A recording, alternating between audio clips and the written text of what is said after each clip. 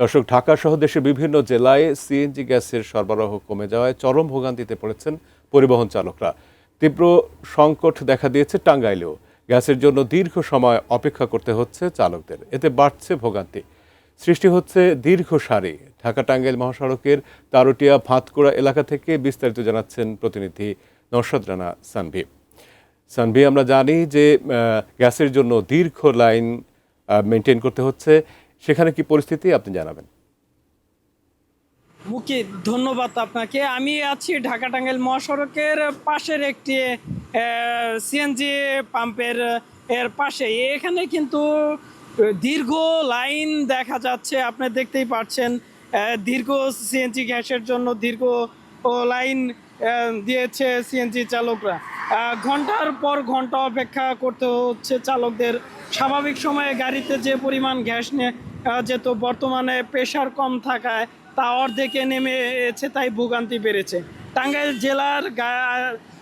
জেলায় গাড়িতে ব্যবহৃত সিএনজি ফিলিং স্টেশন রয়েছে মোট 17টি।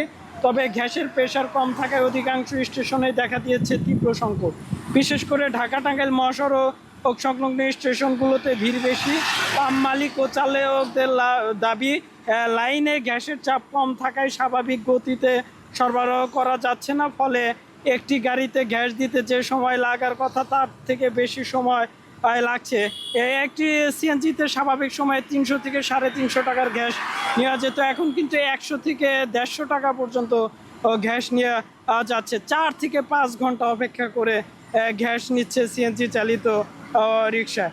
চালকদের অভিযোগ, রাতের বেলায় বিভিন্ন শিল্প কারখানায় ব্যবহারের জন্য গ্যাসবাহী ভ্যানে গ্যাস সরবরাহ করা হচ্ছে। তাদের দাবি, রাত ভর এভাবে গ্যাস দেওয়ার কারণেই দিনের বেলায় সিএনজি স্টেশনগুলোতে চাপ আরও কমে যাচ্ছে।